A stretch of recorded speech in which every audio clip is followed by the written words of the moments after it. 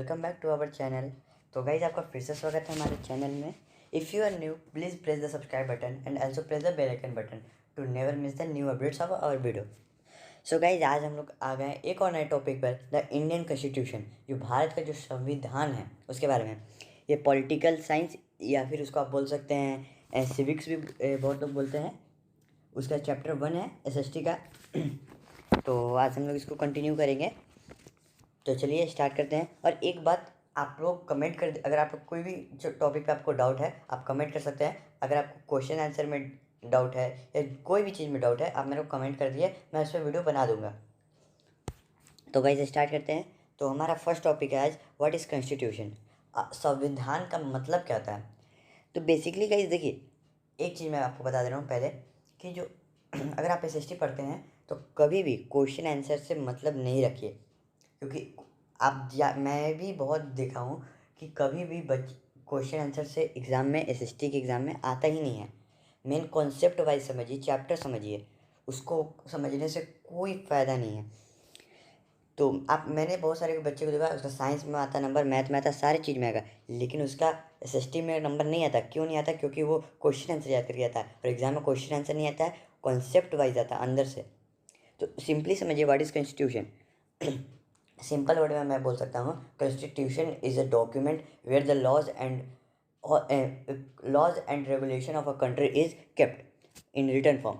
मतलब कॉन्स्टिट्यूशन, संविधान हुआ वही चीज़ कि एक किताब टाइप का हो गया जो लिखा हुआ फॉर्म में, या फिर नहीं भी लिखा हुआ फॉर्म में भी होता है, और एक टेक्नोलॉजी मतलब लिखा हुआ भी रहता है, ऑनलाइन वाला भी रहता है। तो दोनों मतलब आपको उसमें सिर्फ क्या रहता है कि किसी भी देश का जो नियम और कानून होते हैं उसमें वो लिखे रहते हैं, उसके द्वारा ही जितने भी लेजिस्लेचर है, एग्जीक्यूटिव है, जुडिशरी है, सारे वर्क करते हैं। विदाउट उसके वो यूज ही नहीं हो सकते हैं। ये बात समझिए, बेसिकली यही है। इसमें भी वही लिखा हुआ है। तो सिंपल, अगर आपको कोई भी पूछता है व्हाट इज कॉन्स्टिट्यूशन, तो आप ये सिंपल से बोल सकते हैं, constitution of a country is a document which lays down the certain basic rules that the citizen and government have to follow. बस। अब हम लोग देखते हैं अपना second topic, importance of constitution. जो संविधान का महत्व क्या है। It generates a degree of trust among the citizen to live together. मतलब ये क्या करता है ना, जो सिटीजन्स को एक साथ रहने के लिए प्रेरणा देता है। इससे सबको विश्वास होता है कि हम लोग को एक साथ रहना है। अगर हम लोग एक साथ रहेंगे तो कोई दिक्कत नहीं होगा। It specify how government will be constituted and who will have power to take which decision. मतलब कॉन्स्टिट्यूशन में रहता है कि हम लोग जिस गवर्नमेंट को चुने, जिस पर्सन को चुने हैं अपना रिप्रेजेंटेटिव, तो वो क्या डिसीजन लेता है, उसके पास पावर, उस एक ही आदमी जिसको हम लोग चुनते हैं उसके पास पावर, और किसी व्यक्ति के पास नहीं है वो कोई भी डिसीजन बनाने का। It works as the source of the power of the government and limits on it. ये भी जिसको हम लोग चुनते हैं वो गलत इसका फ़ायदा नहीं उठा सकता है। उस पर एक नियम कानून रहता है, तो उसी के अंडर वो कुछ भी कर सकता है। The Constitution helps us to protect against certain decisions which are contrary to the fundamental principle that the country believes in। मतलब एक संविधान हम लोग को मदद करता है बहुत चीज़ों से बचाने के, जो भी हम लोग को फंडामेंटल राइट्स है वो हम लोग को देने के लिए, उससे हम लोग वंचित नहीं रह सकते। बेसिकली इसका यही मतलब है। Drafting the Indian constitution. और इसमें एक चीज़ आपका एग्ज़ाम में ये भी आता है कि इंडिया का जो इंडिपेंडेंस एक्ट कब पास हुआ था ब्रिटिश पार्लियामेंट में। तो वो हुआ था 18 जुलाई सन 1947 में, जब भारत आज़ाद हुआ था। उससे एक महीना, अराउंड 1 मंथ पहले। ओके, तो हम लोग का पढ़ लेते हैं ड्राफ्टिंग द इंडियन कॉन्स्टिट्यूशन। मतलब किसने लिखा। ड्राफ्टिंग द इंडियन कॉन्स्टिट्यूशन का मतलब हुआ कि जो भारत का जो संविधान है वो किसने लिखा। Indian constitution was drafted by N assembly of elected representative called the constituent assembly. जो भारत का संविधान है वो लिखा गया, एक असेंबली चुना गया, उसको कॉन्स्टिट्यूएंट असेंबली बोलते हैं, उसके द्वारा लिखा गया। Election of the constituent assembly were held in July 1946। जो उसके लिखने के लिए जो असेंबली हेल्ड हुआ था वो इलेक्शन हुआ था वो 1946 में हुआ था।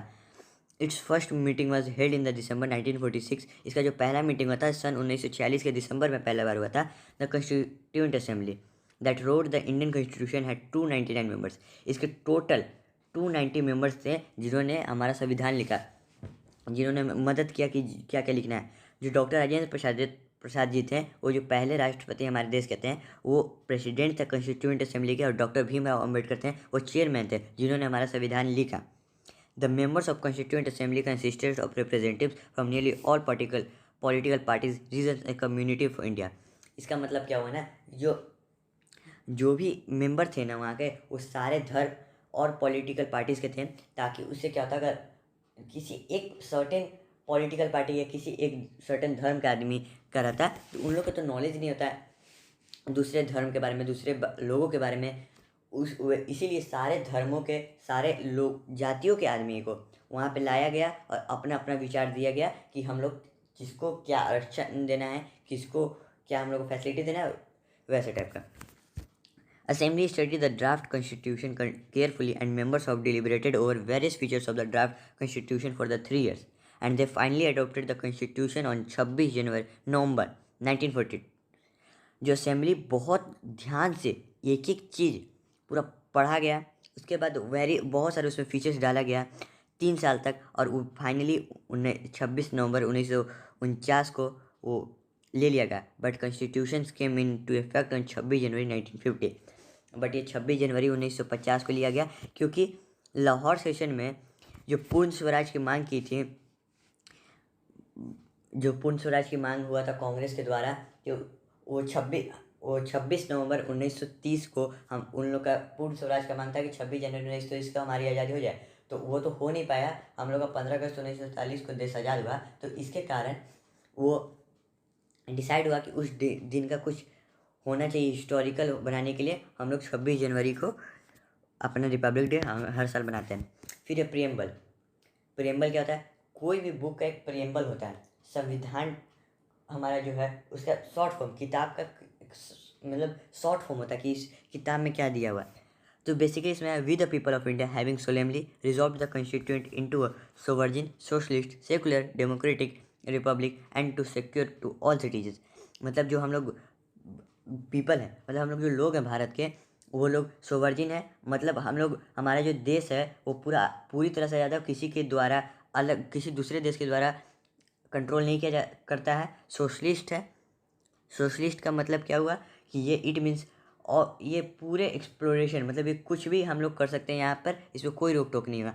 सेकुलर, यहाँ सारे धर्म हम लोग मान सकते हैं। डेमोक्रेटिक, इसका मतलब हुआ कि ये हम लोग के जो रिप्रेजेंटेटिव्स चुने गए उनके द्वारा किया जाता है। और रिपब्लिक मतलब आज़ाद है, समझिए। And to be secure to all citizen, मतलब ये सारे सिटीजन्स को सिक्योर करेगा। Justice, social, economic and political. Justice का मतलब पता है कि सारे को एक टाइप का जस्टिस मिलेगा, सबको न्याय पूरा मिलेगा।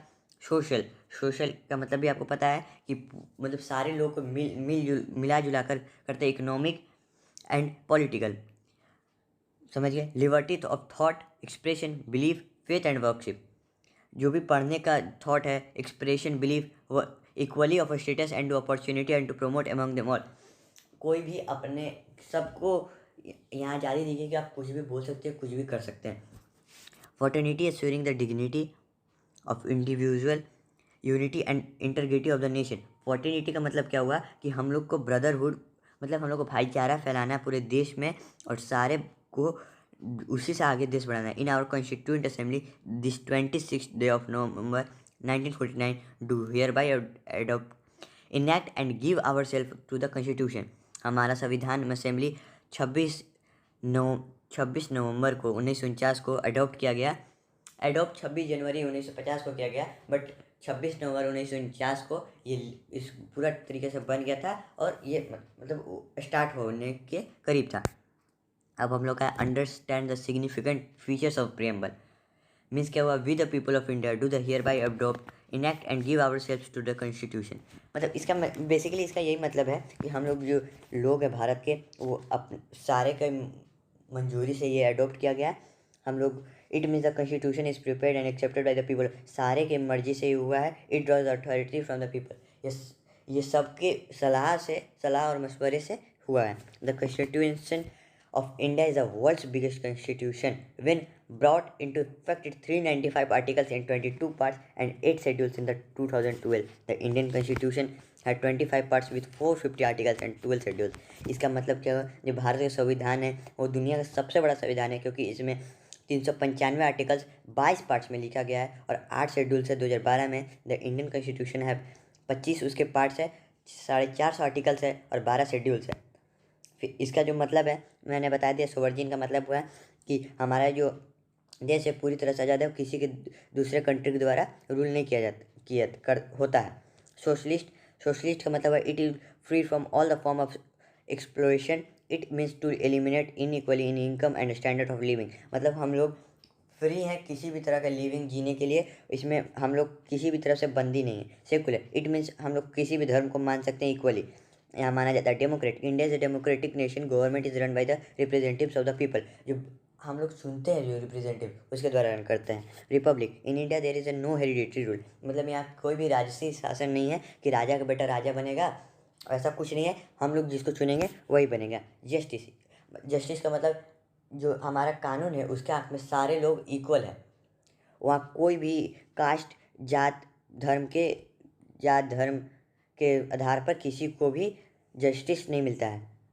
Liberty and equality, people have the freedom to, सारे व्यक्तियों को अपना जो फीलिंग्स है, व्यू है, अपना विचार है वो रखने का नियम, विचार वो रख सकते हैं कहीं भी, उसमें उन लोग को कोई भी कुछ भी नहीं कर सकता है, कोई भी सरकार इसमें ऐसा नहीं कर सकता है कि वो किसी को कोई भी सरकार किसी को रोक नहीं सकता। Fraternity means a sense of brotherhood of all Indians, मतलब हम लोग के पूरे देश में भाईचारा है। It gives a unity and strength to the nation, ये हम लोग को ताकत देता है और स्ट्रेंथ देता है आगे बढ़ाने के लिए देश को। फॉर्टरलाइज्म, क्या होता है इसका मतलब? फॉर्टरलाइज्म बहुत इंपॉर्टेंट टॉपिक है, इसको ध्यान से समझिएगा। It refers to the existence of more than one level, मतलब सिंपली ये बात समझिए ना, फॉर्टरलाइज्म मतलब होता क्या है, मतलब इसका मतलब बेसिकली यही होता है कि जिस भी देश में एक से ज़्यादा लेवल का गवर्नमेंट होता है उसको बोलते हैं, जैसे कि मैं भारत का एग्जांपल देता हूँ, हमारे में सेंट्रल गवर्नमेंट है जो सेंट्रल गवर्नमेंट है वो दूसरे देश के साथ अलायंस बिल्ड करने के लिए, डिफेंस के लिए, बजट के लिए वो सब करता है, ठीक है।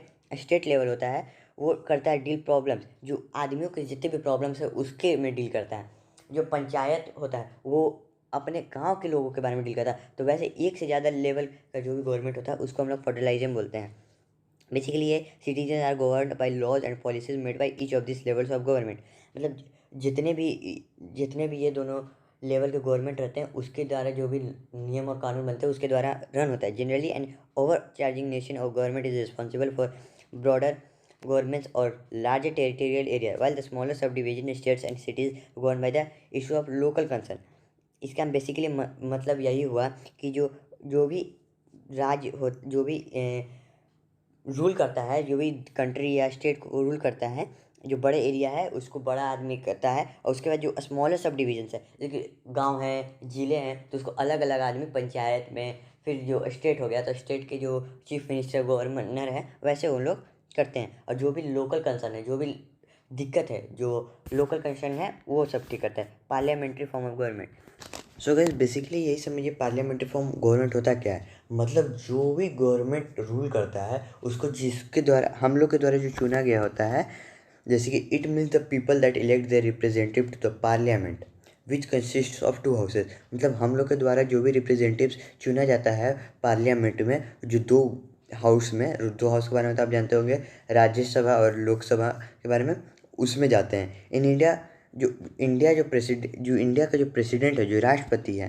वो सिर्फ कॉन्स्टिट्यूशनल हेड होता है, और एग्जीक्यूटिव होता है वो सिर्फ एडवाइस देता है पॉलिटिकल एग्जीक्यूटिव को, जो प्रधानमंत्री होता है। और काउंसिल के जो मिनिस्टर्स होते हैं, जिसके जो चीफ मिनिस्टर्स हो गए, जो राज्य के एक काउंसिल मिनिस्टर्स हो गए, मतलब जो भी किसी भी देश में जिसके वित्त मंत्री हो गए, रक्षा मंत्री हो गए, उन लोगों को सलाह देते हैं, प्रधानमंत्री को सलाह देते हैं, किसी भी रूल ला नहीं सकते हैं, वो सिर्फ सलाह देते हैं और पास करते हैं, बस उनका वही काम होता है। The council of minister is collectively responsible और एंसेबल टू द लेजिस्लेचर, जो भी काउंसिल का मिनिस्टर है वो रिस्पॉन्सिबल होते हैं लेजिस्लेचर को जवाब देने के लिए।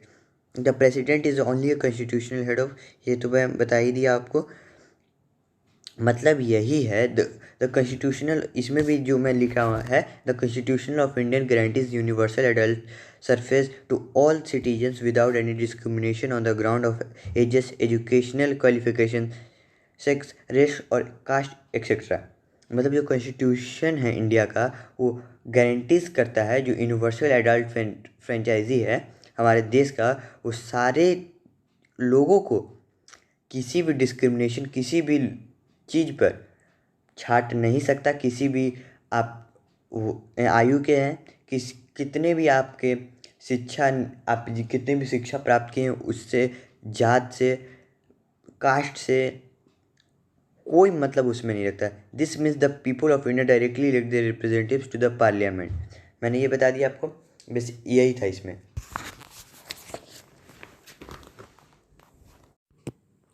सो गाइस नेक्स्ट है हमारा separation of powers. Separation of power का मतलब क्या हुआ? According to the constitution of Indian government of India is 3 organs. मतलब भारत सरकार के द्वारा हमारे यहाँ 3 ऑर्गन्स है गवर्नमेंट जो पावर सेपरेट करता है। एक लेजिस्लेचर, एग्जीक्यूटिव और एक होता है जुडिशरी। आपको पता ही होगा जो लेजिस्लेचर होता है, a group of people who have the power to make and changes law. मतलब लेजिस्लेचर वो ग्रुप होता है जिसके पास पावर होता है जो नियम बनाता है। एग्जीक्यूटिव होता है जो उसको इम्प्लीमेंट करवाता है पूरे देश में। और जुडिशरी क्या करता है? It insures that laws and rules of a country are followed properly. मतलब ये देखता है, जुडिशरी ये देखता है कि जो भी नियम और कानून है वो पूरी तरह से फॉलो हो और सबको अपना हक मिले। मतलब लेजिस्लेचर बनाता है, एग्जीक्यूटिव उसको अप्लाई करवाता है, जुडिशरी देखता है कि वो प्रॉपरली हो। तो मैं आपको मतलब पूरा बता दे रहा हूँ। अगर आप उसके डिटेल्ड में, क्योंकि अभी होता है आप क्लास 8 में तो डिटेल्ड में होता है, आपको आएगा ही नहीं। ये सिंपल चीज़ है। अब कोई भी पूछता है लेजिस्लेचर क्या होता है? जो नियम बनाता है। एग्जीक्यूटिव क्या होता है? जो उसको इम्प्लीमेंट करवाता है। फिर जुडिशरी क्या होता है? जो देखता है कि प्रॉपरली हो रहा है कि नहीं, बस। फिर हम लोग देखते हैं फंडामेंटल राइट्स। फंडामेंटल राइट्स पहले देख लेते हैं। यूनिवर्सल एडल्ट फ्रेंचाइजी क्या होता है? All citizens of India over the age of 18 have the right to vote irrespective of their caste, creed, religion, gender, education level etcetera. आपको पता है कि हमारे जितने भी 18 साल से, हमारे यूनिवर्सल एडल्ट फ्रेंचाइजी में लिखा हुआ है कि जितने भी लोग 18 साल से ऊपर के हैं उनको वोट देने का अधिकार है। वो किसी भी जात के हों, रिलीजन के हो, धर्म के हों, कोई भी उनको दिक्कत नहीं है। फिर हमारा फंडामेंटल राइट्स। फंडामेंटल राइट्स क्या है? दिस आर, मतलब ये हमारा बेसिक राइट्स है भारत में। ये फंडामेंटल राइट्स भारत का है, हमारा बेसिक राइट्स है। This are enforceable by the courts subject to the specific restriction there. मतलब मेनली हमारे देश में 6 कॉन्स्टिट्यूशन में 6 फंडामेंटल राइट्स मेनली लिखे गए हैं। उसी पे हम लोग को हक मिलता है, उसी के अकॉर्डिंग। पहला हमारा राइट टू इक्वालिटी, सबको इक्वालिटी मिले। All person are equal before the law, सारे लोग इक्वल हैं लॉ के सामने। This mean that all person shall be equally protected by the laws of the country. सारे लोग इक्वली प्रोटेक्ट है। लॉ जो भी नियम और कानून है देश का, वो सारे लोगों को प्रोटेक्ट करता है। It also state that no citizen can be discriminated against the basis of their religion, caste और सेक्स।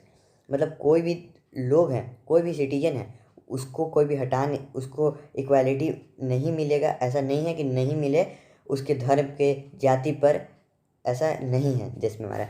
सेकंड है right to freedom. This includes the right to freedom of speech and expression, the right to form association, the right to move freely and reside in any part of country.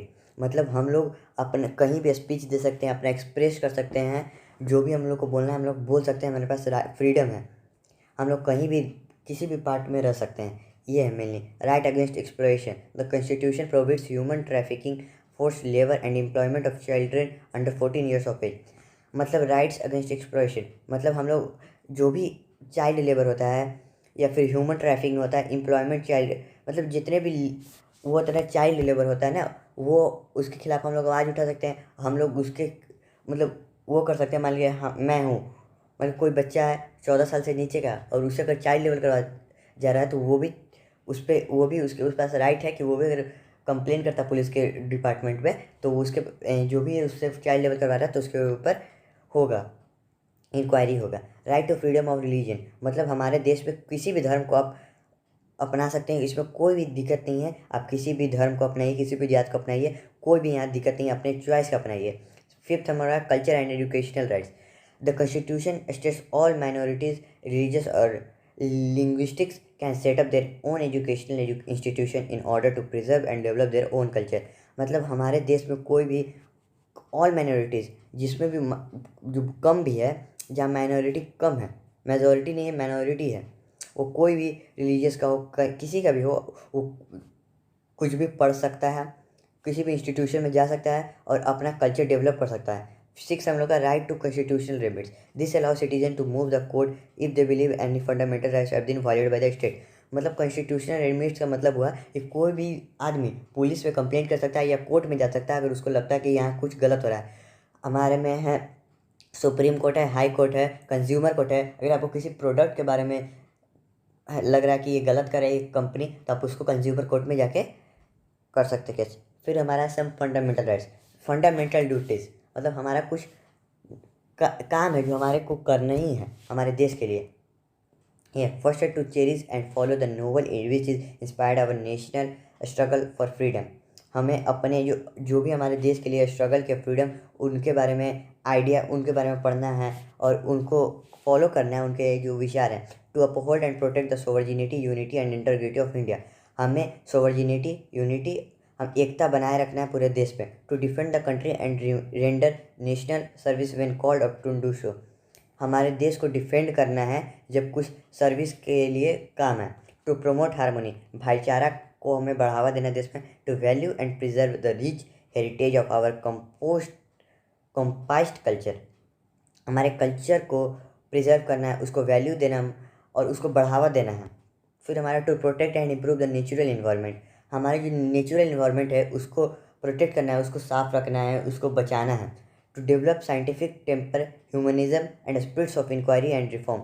हमारे देश में जितने भी technology है वो सबको बढ़ावा देना है।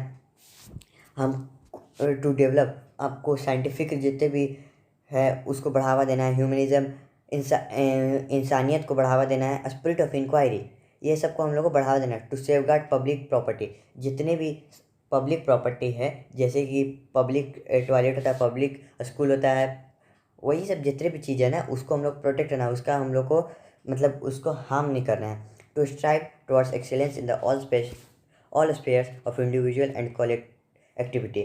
हम लोग को एक्सीलेंस करना है कोई भी इंडिविजुअल कलेक्टिव एक्टिविटी में। कोई भी चीज़ में हम लोग जाते हैं तो अपना पूरा दम लगाना है ताकि हम अपने देश का नाम रोशन कर सकते हैं। To abide by the constitution and respect its ideal institution, the national flag and the national anthem. हमें अपने कॉन्स्टिट्यूशनल को रिस्पेक्ट देना और उसका जितने भी आइडिया हैं उसको पूरा रिस्पेक्ट देना है। हमें अपने राष्ट्रीय ध्वज को और राष्ट्रीय गीत को हमेशा रिस्पेक्ट देना है। जब भी कहीं राष्ट्रगीत बजता है तो हमें खड़े होकर उसको सम्मान देना चाहिए। और largest democracy of world is signed by the Pandit Jawaharlal Nehru. जो पंडित जवाहरलाल नेहरू थे जो 26 जनवरी 1950 को हमारे देश का संविधान साइन किए थे। तो गाइज यही था इस वीडियो में। अगर आपको ये पीपीटी अगर सही लगा होगा तो आप गाइज मेरे से, अगर आपको चाहिए होगा तो आप मेरे से कमेंट कीजिएगा, मैं आपको दे दूंगा। अगर गाइज आपको ये वीडियो अच्छा लगे और कोई भी डाउट हो क्वेश्चन आंसर में या कोई भी इसमें भी अभी डाउट हो तो आप मेरे को कमेंट करिएगा। तो थैंक यू गाइज, तब तक इस वीडियो में यही सब था। तो तब तक के लिए टाटा बाय जय हिंद, वंदे मातरम। फिर मिलेंगे एक और वीडियो में और कमेंट करिएगा।